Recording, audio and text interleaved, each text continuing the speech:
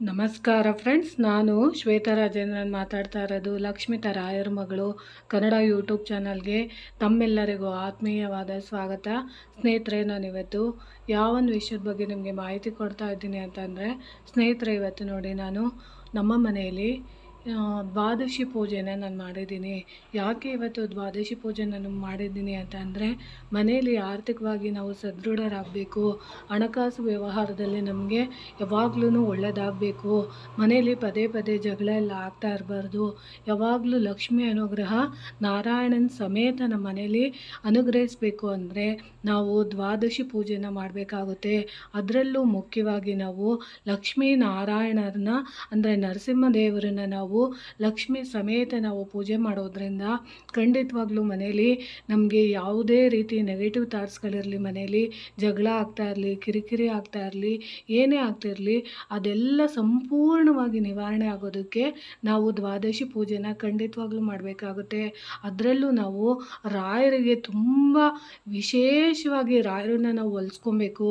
ರಾಯರನ್ನ ನಾವು ತುಂಬ ಪ್ರೀತಿಯಿಂದ ಅವರು ನಮ್ಮ ಜೊತೆ ಸದಾ ಇರಬೇಕು ಅಂತಂದರೆ ನಾವು ಯಾವ ಪೂಜೆ ಮಾಡಲಿಲ್ಲ ಅಂದರೂ ಪರವಾಗಿಲ್ಲ, ಒಂದು ವಿಶೇಷವಾದ ದಿನಗಳಲ್ಲಿ ಅಂದರೆ ದಶಮಿ, ಏಕಾದಶಿ ಮತ್ತು ದ್ವಾದಶಿ ದಿನಗಳಲ್ಲಿ ನಾವು ಪೂಜೆ ಮಾಡಿದ್ರೆ ಗುರುರಾಯರಿಗೆ ತುಂಬಾ ಇಷ್ಟ ಆಗುತ್ತೆ. ಅದರಲ್ಲೂ ಮನೇಲಿ ಬಡತನ ಇದ್ದರೆ ನಿವಾರಣೆ ಆಗುತ್ತೆ, ಜಗಳ ಆಡ್ತಾ ಇದ್ದರೆ ನಿವಾರಣೆ ಆಗುತ್ತೆ. ಆಮೇಲೆ ನಮ್ಮ ಮನೆಯಲ್ಲಿ ಸಾಲ ಬಾಧೆಗಳು ಜಾಸ್ತಿ ಇದೆ, ನಮ್ಮ ಮನೆಯಲ್ಲಿ ಆರೋಗ್ಯ ಆಯಸ್ಸಿಗೆ ಕಂಟಕಗಳಿದೆ, ನಾವೇನು ಮಾಡಿದ್ರು ನಮಗೆ ಆರೋಗ್ಯ ಅನ್ನೋದು ಸಿಗ್ತಾ ಇಲ್ಲ, ನಾವು ಎಷ್ಟೇ ದುಡಿದ್ರೂ ಏನೇ ಮಾಡಿದ್ರು ನಮ್ಮ ಮನೇಲಿ ಆರ್ಥಿಕವಾಗಿ ನಾವು ಸದೃಢರಾಗ್ತಾ ಇಲ್ಲ ಅನ್ನೋರು ಖಂಡಿತವಾಗ್ಲೂ ಹೇಳ್ತೀನಿ, ನೀವು ನೋಡಿ ಲಕ್ಷ್ಮೀ ನಾರಾಯಣರನ್ನ ಪೂಜೆನ ನೀವು ಮನೆಯಲ್ಲಿ ಮಾಡೋ ಅಂಥ ಅಭ್ಯಾಸನ ಖಂಡಿತವಾಗ್ಲೂ ರೂಢಿಸ್ಕೊಳ್ಳಿ.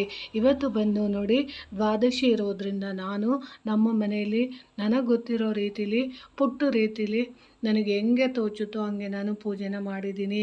ಅದರಲ್ಲೂ ಮುಖ್ಯವಾಗಿ ಲಕ್ಷ್ಮೀನಾರಾಯಣನ ದೇವಸ್ಥಾನದಲ್ಲಿ ನೀವು ದ್ವಾದಶಿ ದಿನಗಳಲ್ಲಿ ಹೋಗ್ಬಿಟ್ಟು ನೀವು ತೊಗರಿ ಬೇಳೆ ಮತ್ತು ಬೆಲ್ಲ ಮತ್ತು ತುಪ್ಪ ಅಥವಾ ಎಣ್ಣೆ, ಉಪ್ಪು, ಮೆಣಸು ಇದನ್ನು ನೀವು ದಾನವಾಗಿ ಕೊಡೋದ್ರಿಂದ ಸಾಲಗಳು ಜಾಸ್ತಿ ಇದೆ ನಮ್ಮ ಮನೆಯಲ್ಲಿ, ಸಾಲ ಸಮಸ್ಯೆಯಲ್ಲಿ ನಾವು ಸಿಗಾಕೊಂಬಿಟ್ಟಿದ್ದೀವಿ, ನಾವೇನು ಮಾಡಿದ್ರೂ ಸಾಲದಿಂದ ಮುಕ್ತಿ ಬರ್ತಾ ಇಲ್ಲ ಅನ್ನೋರು ಲಕ್ಷ್ಮೀನಾರಾಯಣರನ್ನ ನಾವು ಧ್ಯಾನಿಸಬೇಕಾಗುತ್ತೆ. ಆಮೇಲೆ ನಮ್ಮ ಮನೆಯಲ್ಲಿ ನಮಗೆ ನಾವು ಎಷ್ಟೊಂದು ದುಡ್ಡನ್ನು ನಾವು ಕೊಟ್ಟಿದ್ದೀವಿ, ಆ ದುಡ್ಡು ನಮಗೆ ವಾಪಸ್ ಬರ್ತಾ ಇಲ್ಲ ಅಂತ ಅನ್ನೋರು ಕೂಡ ನೀವು ಲಕ್ಷ್ಮೀನಾರಾಯಣರನ್ನ ಪ್ರಾರ್ಥನೆ ಮಾಡಬೇಕಾಗುತ್ತೆ. ಆಮೇಲೆ ನಮಗೆ ಯಾರ್ದೋ ಶಾಪ ನಮಗೆ ತಗಲಿಬಿಟ್ಟಿದೆ, ಯಾಕಂದರೆ ಜೀವನ ಅಂದಮೇಲೆ ಕಷ್ಟ ಸುಖ ಎಲ್ಲ ಇರುತ್ತೆ, ಹಿರಿಯರೋ ದೊಡ್ಡೋರೋ ಚಿಕ್ಕೋರೋ ಗೊತ್ತಿದ್ದೋ ಗೊತ್ತಿಲ್ಲದಿದ್ದಲೇ ಯಾರಾದರೂ ನಮಗೆ ಶಾಪಗಳು ಹಾಕಿದರೆ ಆ ಶಾಪಗಳೆಲ್ಲ ವಿಮೋಚನೆ ಆಗಿ ನಮಗೆ ಋಣಮುಕ್ತರಾಗಬೇಕು ಅಂದಾಗ ನಾವು ನರಸಿಂಹಸ್ವಾಮಿಯವ್ರದ ಅಂದರೆ ನರಸಿಂಹದೇವರದ್ದು ಉಗ್ರಂ ವೀರಂ ಮಂತ್ರನ ನಾವು ಅವತ್ತಿನ ದಿನ ಪ್ರತಿದಿನ ಮಂಗಳವಾರ ಸಮಯದಲ್ಲಿ ಹೇಳ್ಕೊಬೇಕಾಗತ್ತೆ. ನಾವು ಆ ಮಂತ್ರನ ಎಷ್ಟು ಟೈಮು ನಾವು ಹೇಳ್ಕೊತೀವೋ ಅಷ್ಟು ನಮಗೆ ಒಳ್ಳೆಯದಾಗುತ್ತೆ. ಆಮೇಲೆ ಮನೇಲಿ ಭಯ ಆಗ್ತಾ ಇದೆ, ನಮಗೆ ಒಂಟಿ ಇರೋಕ್ಕಾಗೋದಿಲ್ಲ, ಆಮೇಲೆ ನಾವು ಬೆಳಗ್ಗೆಯಿಂದ ಕೆಲಸ ಮಾಡಿರ್ತೀವಿ ಆದರೆ ಮನೆಗೆ ಬರ್ತಿದ್ದಂಗೆ ನಮಗೆ ನೆಮ್ಮದಿಯಾಗಿರಲ್ಲ ಅನ್ನೋರು ಲಕ್ಷ್ಮೀನಾರಾಯಣರನ್ನ ನಾವು ಆರಾಧನೆ ಮಾಡಬೇಕಾಗುತ್ತೆ. ಅದರಲ್ಲೂ ಮುಖ್ಯವಾಗಿ ಮಕ್ಕಳು ತುಂಬ ಹೆದರ್ಕೊತಾ ಇದ್ದಾರೆ, ನಿದ್ದೆಯಲ್ಲೆಲ್ಲ ನಮಗೆ ತುಂಬ ಭಯ ಆಗ್ತಿದೆ ಅಂತಿರ್ತಾರೆ, ಜ್ವರ ಬರ್ತಾ ಇದೆ, ಆರೋಗ್ಯ ಸಮಸ್ಯೆಗಳು ಕಾಡ್ತಾ ಇದೆ ಅಂತ ಅಂದಾಗ ನೀವು ನರಸಿಂಹದೇವರನ್ನ ನೀವು ಪ್ರಾರ್ಥನೆ ಮಾಡಬೇಕಾಗುತ್ತೆ. ಅದಕ್ಕೋಸ್ಕರ ನಾನು ನೋಡಿ ನಮ್ಮ ಮನೆಯಲ್ಲಿ ನನಗೆ ಗೊತ್ತಿರೋ ರೀತಿಯಲ್ಲಿ ನನಗೆ ಯಾವ ರೀತಿ ಬರುತ್ತೋ ಆ ರೀತಿ ನಾನು ಆರಾಧನೆನ ನಾನು ಮಾಡ್ತಾ ಇರ್ತೀನಿ. ನೋಡಿ ಸ್ನೇಹಿತರೆ, ಯಾವಾಗಲೂ ಅಷ್ಟೇ ಮನೆಯಲ್ಲಿ ನೀವು ಯಾವುದೇ ಒಂದು ಶುಭ ಕಾರ್ಯನ ನಾವು ಮಾಡಬೇಕು ಅಂದರೆ ಅಥವಾ ನಾವು ದೇವರನ್ನ ನಾವು ಹೊಲಿಸ್ಕೊಬೇಕು ಅಂದರೆ ನಾವು ದೇವ್ರ ಮನೇನ ತುಂಬ ಸ್ವಚ್ಛವಾಗಿ ಇಟ್ಕೊಬೇಕು. ಯಾಕಂದರೆ ನಾವು ದೇವ್ರ ಮನೇನ ನಾವು ಎಷ್ಟು ನೀಟಾಗಿ ಇಟ್ಕೊತೀವೋ ಅಷ್ಟು ದೇವರು ನಮಗೆ ಬೇಗ ಅನುಗ್ರಹಿಸ್ತಾರೆ. ನೋಡಿ, ಇರೋ ಸಮಯದಲ್ಲಿ ನಮಗೆ ಎಷ್ಟು ಸಾಧ್ಯ ಆಗುತ್ತೋ ಅಷ್ಟು ನಾವು ದೇವ್ರ ರೂಮನ್ನು ಶುಚಿಯಾಗಿ ಇಟ್ಕೊಳ್ಳೋ ಅಂಥ ಪ್ರಯತ್ನ ಪಡಬೇಕಾಗತ್ತೆ. ಅದರಲ್ಲೂ ಮುಖ್ಯವಾಗಿ ನೋಡಿ, ಸಿಕ್ಕಿದ್ದು ನೋಡಿ, ನಾನು ನಿನ್ನೆ ವಿಡಿಯೋದಲ್ಲಿ ಹೇಳಿದೆ ನಿಮಗೆ. ಇವತ್ತು ನಾನು ಒಂದು ಒಳ್ಳೆ ಮಾಹಿತಿ ಕೊಡೋಣ ಅಂತ ಅಂದ್ಕೊಂಡಿದ್ದೀನಿ. ಅದು ಏನಪ್ಪ ಅಂದರೆ, ನಿಮ್ಮ ಮನೆಯಲ್ಲಿ ಸಿಕ್ಕದಂಥ ವಿಗ್ರಹಗಳನ್ನೆಲ್ಲ ದಯವಿಟ್ಟು ಮನೆಯಲ್ಲಿ ತಂದು ದೇವರ ರೂಮಲ್ಲಿ ನೀವು ಜಾಸ್ತಿ ವಿಗ್ರಹಗಳನ್ನ ಇಡೋಕೆ ಹೋಗ್ಬೇಡಿ. ಯಾಕಂದರೆ ನೀವು ದೊಡ್ಡ ದೊಡ್ಡ ವಿಗ್ರಹಗಳನ್ನೆಲ್ಲ ಮನೆಯಲ್ಲಿ ತಂದು ಎಲ್ಲಂದರೆ ಅಲ್ಲಿ ಜಾತ್ರೆಗೆ ಹೋಗಿದ್ದ, ಊರಿಗೆ ಹೋಗಿದ್ದ, ಅಲ್ಲಿ ಕೊಟ್ಟರು, ಇಲ್ಲಿ ಕೊಟ್ಟರು, ಗಿಫ್ಟ್ ಕೊಟ್ಟರು ಅಂತೇಳಿ ನೀವು ದೇವರ ಮನೆಯಲ್ಲಿ ಸಿಕ್ಕಾಪಟ್ಟೆ ಜಾಸ್ತಿ ಇರೋವಂಥ ವಿಗ್ರಹಗಳನ್ನೆಲ್ಲ ನೀವು ಮನೆಗೆ ತಂದು, ಅದರಲ್ಲೂ ಮುಖ್ಯವಾಗಿ ದೊಡ್ಡ ದೊಡ್ಡ ವಿಗ್ರಹಗಳನ್ನೆಲ್ಲ ಮನೆಗೆ ತಂದು ನೀವು ಇಟ್ಟಾಗ ಏನಾಗುತ್ತೆ ಅಂತ ಅಂದರೆ, ನಾವು ಪ್ರಾಣ ಪ್ರತಿಷ್ಠಾಪನೆ ಮಾಡ್ದಲೇ ವಿಗ್ರಹಗಳನ್ನೆಲ್ಲ ಮನೆಯಲ್ಲಿ ಇಟ್ಟಿದಾಗ ನಾವು ಅದಕ್ಕೆ ಒಣಗಿಸಿದ್ದೇ ಆದರೆ ಅಂದರೆ ಪೂಜೆ ಪುನಸ್ಕಾರ ನೈವೇದ್ಯಗಳನ್ನೆಲ್ಲ ನಾವು ಮಾಡ್ದಲೇ ದೇವರ ರೂಮಲ್ಲಿ ನಾವು ದೊಡ್ಡ ದೊಡ್ಡ ವಿಗ್ರಹಗಳನ್ನ ಇಟ್ಟಾಗ ಅದಕ್ಕೆ ನಮಗೆ ದೋಷ ಬರುತ್ತೆ. ಅದಕ್ಕೆ ನಮಗೆ ಗುರುದೋಷ, ಮಾಂಗಲ್ಯ ದೋಷ, ಆಯಸ್ಸು ಕಂಟಕಗಳು, ಆಮೇಲೆ ಅಪಮೃತ್ಯು ದೋಷಗಳು, ಈ ಥರದ್ದೆಲ್ಲ ಬರೋದಕ್ಕೆ ಕಾರಣ ಆಗುತ್ತೆ. ಅದಕ್ಕೆ ನಾವು ಯಾವುದೇ ಒಂದು ವಿಗ್ರಹಗಳನ್ನ ಮನೆಗೆ ತರಬೇಕು ಅಂತ ಅಂದರೆ ನಾವು ಯಾವಾಗಲೂ ದೊಡ್ಡ ದೊಡ್ಡ ವಿಗ್ರಹಗಳನ್ನ ಖಂಡಿತವಾಗ್ಲೂ ಮನೆಯಲ್ಲಿ ತರಬಾರ್ದು.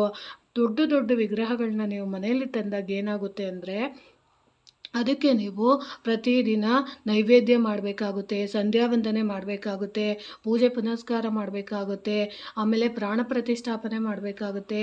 ಆಮೇಲೆ ಪ್ರತಿದಿನವೂ ನೀವು ವಸ್ತ್ರನ ಅಂದರೆ ಬಟ್ಟೆಗಳನ್ನ ನೀವು ಹಾಕಲೇಬೇಕಾಗುತ್ತೆ. ಯಾಕಂದರೆ ಅಂಗೈಯಲ್ಲಿ ನೋಡಿ, ಅಂಗೈ ಹೆಬ್ಬೆಟ್ಟಿರುತ್ತಲ್ಲ, ಆ ಹೆಬ್ಬೆಟ್ಟಿಂದ ಮೇಲಿರೋಂಥ ವಿಗ್ರಹಗಳಿಗೆ ನಾವು ಈ ರೀತಿ ಎಲ್ಲ ಪೂಜೆಗಳನ್ನ ಖಂಡಿತವಾಗ್ಲೂ ಮಾಡಬೇಕಾಗುತ್ತೆ. ನಾವು ಯಾವುದೇ ಒಂದು ವಿಗ್ರಹನ ನಾವು ತೊಗೊಂಬರ್ಬೇಕು ಅಂದರೆ ಮನೆಗಳಲ್ಲಿ ಸಾಧ್ಯವಾದಷ್ಟು ನಮ್ಮ ಅಂಗೈ ಮುಷ್ಟಿ ಎಷ್ಟಿರುತ್ತೋ ಆ ಮುಷ್ಟಿ ಒಳಗಡೆ ವಿಗ್ರಹ ಮುಚ್ಚೋಗೋಷ್ಟು ಮಾತ್ರ ನಾವು ಪುಟ್ಟ ವಿಗ್ರಹಗಳನ್ನ ತಂದು ನಾವು ಪೂಜೆ ಮಾಡಿದಾಗ ಅದು ನಮಗೆ ದೋಷ ಬರೋದಿಲ್ಲ. ಆದರೆ ದೊಡ್ಡ ದೊಡ್ಡ ವಿಗ್ರಹಗಳಿಟ್ಟಾಗ, ಅದರಲ್ಲೂ ಮುಖ್ಯವಾಗಿ ನಾವು ವಿಗ್ರಹಗಳಿಗೆ ನಾವು ಪ್ರಾಣ ಪ್ರತಿಷ್ಠಾಪನೆ ಮಾಡಿ ಒಂದು ದಿನ ನಾವು ಪೂಜೆಗೆ ಅಂತ ಕುಂತ್ಮೇಲೆ ಅದು ನಮಗೆ ಜೀವಕ್ಕೆ ಬಂದಿರುತ್ತೆ. ಅಂಥ ವಿಗ್ರಹಗಳನ್ನ ನಾವು ಮನೆಯಲ್ಲಿ ತಂದು ಪ್ರತಿದಿನ ನಾವು ಪೂಜೆ ನೈವೇದ್ಯ ಏನೂ ಕೊಡ್ದಲೆ ಒಣಗಿಸ್ತಾ ಇದ್ದರೆ ನಮ್ಮ ಮನೆ ಕೂಡ ಒಣಗುತ್ತೆ. ಅದಕ್ಕೋಸ್ಕರ ನೀವು ಸಿಕ್ಕಿದ ವಿಗ್ರಹಗಳನ್ನೆಲ್ಲ ಮನೆಗೆ ತರಬೇಡಿ. ಆಮೇಲೆ ಮುಖ್ಯವಾಗಿ ನೀವು ಗಣಪತಿ ವಿಗ್ರಹಗಳನ್ನ ಜಾಸ್ತಿ ಮನೆಯಲ್ಲಿ ತರಕ್ಕೆ ಹೋಗಬೇಡಿ. ನೀವು ಆಮೇಲೆ ಏನು ಮಾಡ್ತೀರಾ ಅಂತಂದರೆ, ವಿಗ್ರಹಗಳನ್ನೆಲ್ಲ ತಂದು ನೀವೇನು ಮಾಡ್ತೀರಾ ಅಂದರೆ, ಏನೋ ತಂದಿದ್ದೀವಿ, ಯಾರೋ ನಮಗೆ ಗಿಫ್ಟ್ ಕೊಟ್ಟಿದ್ದಾರೆ ಅಂತ ನೀವು ಅದನ್ನು ಒಣಗಿಸ್ತಿರಲ್ಲ. ಆ ರೀತಿ ನೀವು ವಿಗ್ರಹಗಳನ್ನ ಒಣಗಿಸಿದ್ದೇ ಆದರೆ ಮನೆಗೆ ಖಂಡಿತವಾಗ್ಲೂ ಶಾಪ ಅನ್ನೋದು ತಟ್ಟುತ್ತೆ. ಅದಕ್ಕೋಸ್ಕರ ದೊಡ್ಡ ದೊಡ್ಡ ವಿಗ್ರಹಗಳನ್ನ ತರಬೇಡಿ. ಯಾಕೆ ನೋಡಿ ನಾನು ನನ್ನ ರಾಯರದು ದೊಡ್ಡ ದೊಡ್ಡ ವಿಗ್ರಹಗಳನ್ನ ನಾನು ತಂದಿಲ್ಲ. ಯಾಕಂದರೆ ನನಗೆ ಸಮಯ ಇರೋದಿಲ್ಲ. ಸಮಯ ಇಲ್ಲದಿದ್ದ ಕಾರಣ ನಾನು ದೊಡ್ಡ ದೊಡ್ಡ ವಿಗ್ರಹಗಳನ್ನೆಲ್ಲ ತಂದು ಸಂಧ್ಯಾ ವಂದನೆ ಮಾಡಿ, ಪ್ರಾಣ ಪ್ರತಿಷ್ಠಾಪನೆ ಮಾಡಿ, ಎಲ್ಲ ನೈವೇದ್ಯಗಳನ್ನ ಪ್ರತಿದಿನ ಚಾಚೂ ತಪ್ಪದೆ ಮಾಡೋಕ್ಕೆ ಆಗೋದಿಲ್ಲ. ಆಗ ನಾವು ಏನು ಮಾಡ್ಬೋದು ಅಂದರೆ, ರಾಯರಿಗೆ ಪುಟ್ಟ ವಿಗ್ರಹಗಳನ್ನ ಇಟ್ಟಾಗ, ಅಥವಾ ಈಗ ನಾನು ಪೂಜೆ ಮಾಡ್ತಾ ಇದ್ದೀನಲ್ಲ ಆ ಥರದ ವಿಗ್ರಹಗಳನ್ನ ಇಟ್ಟಾಗ ಯಾವುದೇ ರೀತಿ ದೋಷಗಳು ಬರೋದಿಲ್ಲ ಅಂತ ನಾನು ತಿಳಿಸೋಕ್ಕೆ ಇಷ್ಟಪಡ್ತೀನಿ. ಸ್ನೇಹಿತರೆ ನೋಡಿ, ನನಗೆ ಗೊತ್ತಿರೋಷ್ಟು ನನಗೆ ಜಾಸ್ತಿ ಏನೋ ಗೊತ್ತಿದೆ ಅಂತ ನಾನು ಎಲ್ಲ ಹೇಳ್ತಿಲ್ಲ. ನನಗೂ ನನ್ನ ಗುರುಗಳು ನನಗೆ ತಿಳಿಸ್ಕೊಟ್ಟಿರೋಂಥ ಮಾಹಿತಿಗಳನ್ನ ನಾನು ನಿಮಗೆ ತಿಳಿಸ್ತಾ ಇದ್ದೀನಿ. ಅದಕ್ಕೋಸ್ಕರ ನೀವು ಮನೇನ ಯಾವಾಗಲೂ ಅಷ್ಟೇ ಶುದ್ಧವಾಗಿ ಇಟ್ಕೊಳ್ಳಿ ಅಂತ ನಾನು ಹೇಳೋಕ್ಕೆ ಇಷ್ಟಪಡ್ತೀನಿ. ಮನೆ ತುಂಬ ವಿಗ್ರಹಗಳನ್ನಂತೂ ತಂದು ಇಟ್ಕೊಂಬೇಡಿ. ಸಾಧ್ಯವಾದಷ್ಟು ನೀವು ಪೂಜೆ ಮಾಡುವಂಥ ವಿಗ್ರಹಗಳು ನಿಮಗೆ ಯಾವ್ದು ಅನುಕೂಲ ಆಗುತ್ತೋ ಅಷ್ಟು ವಿಗ್ರಹಗಳನ್ನ ಒಂದೊಂದೇ ತೊಗೊಳ್ಳಿ. ಜಾಸ್ತಿ ವಿಗ್ರಹಗಳು ತೊಗೊಬೇಡಿ. ಗಣಪತಿನೇ ಒಂದು 10, ಕೃಷ್ಣನ್ನೇ ಒಂದು 10, ಅಥವಾ ರಾಮನೇ ಒಂದು 10 ವಿಗ್ರಹಗಳು, ಆ ಥರದನ್ನೆಲ್ಲ ನೀವು ತಂದು ಮನೇಲಿ ಕೂಡಾಕೊಂಬಿಡಿ. ಮನೆಯಲ್ಲಿ ನಿಮಗೆ ಪೂಜೆಗೆ ಎಷ್ಟು ವಿಗ್ರಹಗಳು ಬೇಕೋ ಅಷ್ಟು ವಿಗ್ರಹ ವಿಗ್ರಹಗಳು ಮಾತ್ರ ಮನೇಲಿದ್ದರೆ ಸಾಕಾಗುತ್ತೆ. ಆಮೇಲೆ ಮನೇಲಿ ಯಾವಾಗಲೂ ಅಷ್ಟೇ ಶಾಂತ ರೂಪದಲ್ಲಿರೋಂಥ ವಿಗ್ರಹಗಳನ್ನ ನಾವು ಆಯ್ಕೆ ಮಾಡಬೇಕಾಗುತ್ತೆ. ಉಗ್ರ ರೂಪದಲ್ಲಿರೋಂಥ ವಿಗ್ರಹಗಳನ್ನ ನೀವು ಮನೆಗೆ ತಂದಿದ್ದೆ ಆದರೆ ನಿಮಗೆ ಗೊತ್ತಿಲ್ಲದಿದ್ದಂಗೆ ಮನೇಲಿ ಜಗಳ ಆಗ್ತಾ ಇರುತ್ತೆ, ಆಮೇಲೆ ಕಿರಿಕಿರಿ ಆಗ್ತಾ ಇರುತ್ತೆ, ಯಾವುದೇ ಒಂದು ಶುಭ ಕಾರ್ಯಗಳು ಮನೇಲಿ ಆಗ್ತಾ ಇರೋದಲ್ಲ. ಅದಕ್ಕೋಸ್ಕರ ನೀವು ಒಳ್ಳೆ ವಿಗ್ರಹಗಳನ್ನ ನೋಡಿ ನೀವು ಆಯ್ಕೆ ಮಾಡ್ಕೊಬೇಕಾಗುತ್ತೆ. ಅದಕ್ಕೋಸ್ಕರ ನಾನು ನಿಮಗೆ ತಿಳಿಸ್ಕೊಡ್ತಿದ್ದೀನಿ ಸ್ನೇಹಿತರೆ. ಆಮೇಲೆ ನೀವು ರಾಯರ ವಿಗ್ರಹಗಳನ್ನ ನೀವು ತಗೊಳ್ಳುವಾಗ ಖಂಡಿತವಾಗ್ಲೂ ಹೇಳ್ತೀನಿ, ದೊಡ್ಡ ದೊಡ್ಡ ವಿಗ್ರಹಗಳನ್ನ ಎಲ್ಲರೂ ಪೂಜೆ ಮಾಡ್ತಾರೆ ಅಂತ ಹೇಳಿ ನೀವು ದೊಡ್ಡ ದೊಡ್ಡ ವಿಗ್ರಹಗಳನ್ನ ನೀವು ತೊಗೊತೀರ. ತೊಗೊಂಡ್ಮೇಲೆ ಅದು ತಪ್ಪು ಅಂತ ನಾನು ಖಂಡಿತವಾಗ್ಲೂ ಹೇಳೋದಿಲ್ಲ. ಯಾಕಂದರೆ ನೀವು ತೊಗೊಂಡ್ಮೇಲೆ ಖಂಡಿತವಾಗ್ಲೂ ರಾಯರ ವಿಗ್ರಹನ ಮನೇಲಿ ಖಂಡಿತವಾಗ್ಲೂ ಒಣಗಿಸ್ಬೇಡಿ.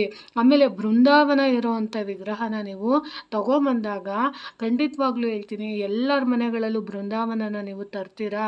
ಯತಿಗಳಾಗಿರೋದ್ರಿಂದ ರಾಯರಿಗೆ ನಾವು ಬೃಂದಾವನಕ್ಕೆ ಪ್ರತಿದಿನ ನಾವು ಅಭಿಷೇಕ ಮಾಡಬೇಕಾಗುತ್ತೆ.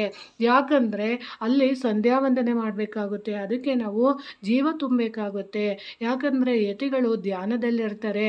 ಬೃಂದಾವನ ಅಂತ ಅಂದಾಗ ಆ ಬೃಂದಾವನದಲ್ಲಿ ಸಾಕ್ಷಾತ್ ರಾಯರೇ ಇರೋದ್ರಿಂದ ನಾವು ಆ ಬೃಂದಾವನನ ಮನೆಗೆ ತಂದ್ಬಿಟ್ಟು ಸುಮ್ಮನೆ ನಮಗೆ ಯಾವತ್ತೋ ಪೂಜೆ ಮಾಡಬೇಕು, ಯಾವಾಗಲೂ ನಮಗೆ ಇಷ್ಟ ಆದಾಗ ನಾವು ಪೂಜೆ ಮಾಡಬೇಕು ಅಂತ ನಾವು ಮನೆಯಲ್ಲಿ ವಿಗ್ರಹಗಳನ್ನ ಅಥವಾ ಬೃಂದಾವನದ ನಾವು ತಗೊಂಬಂದು ಇಟ್ಕೊಂಡಾಗ ಅದು ಒಣಗ್ತಾ ಇರುತ್ತೆ. ಆಗ ಯತಿಗಳಿಗೆ ಅದು ಶಾಪವಾಗಿ ಕಾಡುತ್ತೆ. ಮತ್ತು ಅದನ್ನು ನಾವು ಮನೇಲಿ ಯಾವುದೇ ಕಾರಣಕ್ಕೂ ಒಣಗಿಸ್ಬಾರ್ದು. ಅದಕ್ಕೋಸ್ಕರ ನಾನು ನಿಮಗೆ ಈ ಮಾಹಿತಿನ ತಿಳಿಸ್ಕೊಡ್ತಾ ಇದ್ದೀನಿ ಸ್ನೇಹಿತರೆ. ನನಗೆ ಗೊತ್ತಿರೋಷ್ಟು ಪುಟ್ಟ ಪುಟ್ಟ ಮಾಹಿತಿಗಳನ್ನ ನಾನು ನಿಮಗೆ ತಿಳಿಸ್ಕೊಡ್ತಾ ಇದ್ದೀನಿ. ನೋಡಿ, ರಾಯರಿಗೆ ನೀವು ಮನಸಾರೆ ನೀವು ಪ್ರೀತಿಸಲೇಬೇಕು. ನೀವು ರಾಯರಿಗೆ ಹತ್ರ ಆಗಬೇಕು ಅಂದರೆ ಯಾವ ಪೂಜೆ ಮಾಡದಿದ್ರೂ ಪರವಾಗಿಲ್ಲ, ಏಕಾದಶಿ ಪೂಜೆಗಳನ್ನ ಖಂಡಿತವಾಗ್ಲೂ ಮಾಡಿ.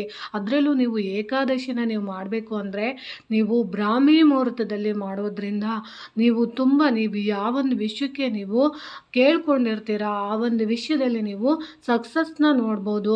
ಅದರಲ್ಲೂ ನೀವು ಅವತ್ತಿನ ದಿನ ಏಕಾದಶಿ ದಿನ ನೀವು ಗಾಯತ್ರಿ ಮಂತ್ರನ ನೀವು ಜಪಿಸೋದ್ರಿಂದ ನಿಮ್ಮ ಇಷ್ಟಾರ್ಥಗಳು ಖಂಡಿತವಾಗ್ಲೂ ಸಿದ್ಧಿ ಆಗೇ ಆಗುತ್ತೆ.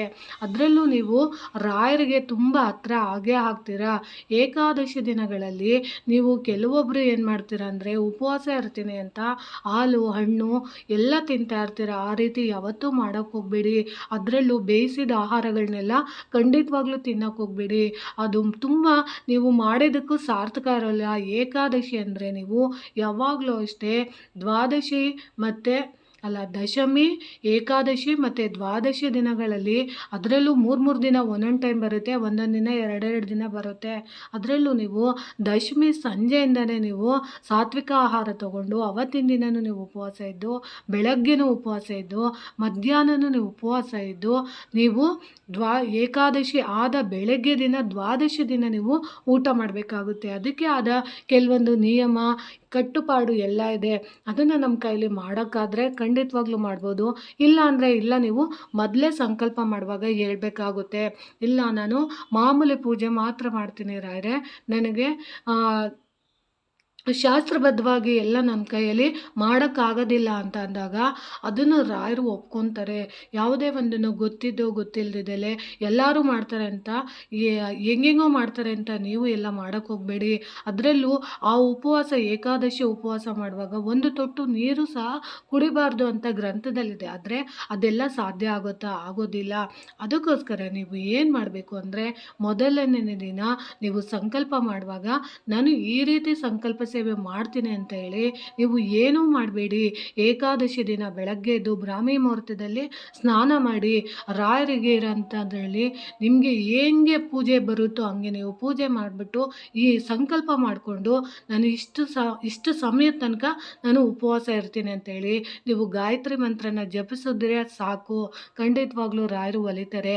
ಅದರಲ್ಲೂ ನೀವು ಹಾಲು ಹಣ್ಣು ಕೂಡ ತೊಗೊಬೋದು, ಇಲ್ಲ ಅಂದರೆ ಅವಲಕ್ಕಿನ ತಿನ್ಬೋದು. ಅಂದರೆ ನಿಮ್ಮ ದೇಹದಲ್ಲಿ ನಿಮ್ಮಲ್ಲಿ ಶಕ್ತಿ ಇದೆ ಅಂದರೆ ಮಾತ್ರ ಮಾಡಿ. ಉಪವಾಸ ಇಲ್ಲ ಅಂದರೆ ಖಂಡಿತವಾಗ್ಲೂ ಮಾಡೋಕ್ಕೆ ಹೋಗಬೇಡಿ. ಯಾಕಂದರೆ ಕೆಲವೊಂದು ಹೆಣ್ಮಕ್ಳಿಗೆ ಬೆಳಗ್ಗೆಯಿಂದ ಸಂಜೆವರೆಗೂ ಕೆಲಸ ಮಾಡ್ತಾ ಇರ್ತಾರೆ. ಅವರು ದಿನ ಪೂರ್ತಿ ಹಸ್ಕೊಂಡಿದ್ದು ಎಲ್ಲ ಕೆಲಸನೂ ಮಾಡೋಕ್ಕೂ ಆಗೋದಿಲ್ಲ. ಅದಕ್ಕೋಸ್ಕರ ನಾನು ಈ ಮಾಹಿತಿನ ನಿಮಗೆ ತಿಳಿಸ್ಕೊಡ್ತಿದ್ದೀನಿ. ನೋಡಿ ಸ್ನೇಹಿತರೆ, ನನಗೆ ಗೊತ್ತಿರೋ ಇಷ್ಟು ಪುಟ್ಟ ಪುಟ್ಟ ಮಾಹಿತಿಗಳನ್ನ ನಾನು ನಿಮಗೆ ತಿಳಿಸ್ತಾ ಇದ್ದೀನಿ. ಈ ಮಾಹಿತಿಗಳು ನಿಮಗೆ ಇಷ್ಟ ಆಗಿದ್ದರೆ ದಯವಿಟ್ಟು ನನ್ನ ಚಾನಲ್ನ ಸಬ್ಸ್ಕ್ರೈಬ್ ಮಾಡ್ಕೊಂಡು ನೋಡಿ. ಹೆಚ್ಚೆಚ್ಚು ವಿಡಿಯೋನ ಶೇರ್ ಮಾಡಿ ಮತ್ತು ಲೈಕ್ ಮಾಡಿ. ಹೊಸದಾಗಿ ಯಾರಾದರೂ ನನ್ನ ಚಾನಲ್ ನೋಡ್ತಾ ಇದ್ದರೆ ದಯವಿಟ್ಟು ಸಬ್ಸ್ಕ್ರೈಬ್ ಮಾಡ್ಕೊಂಡು ನೋಡಿ ಅಂತ ನಾನು ತಿಳಿಸೋಕ್ಕೆ ಇಷ್ಟಪಡ್ತೇನೆ ಸ್ನೇಹಿತರೆ. ನೋಡಿ ಸ್ನೇಹಿತರೆ, ನಾನು ಲಕ್ಷ್ಮೀನಾರಾಯಣರ ಫೋಟೋ ನೋಡಿ ಮೇಲಿದೆ, ನಮ್ಮ ಗುರುರಾಯರ ಜೊತೆ ಇರೋವಂಥದ್ದನ್ನ ನಾನು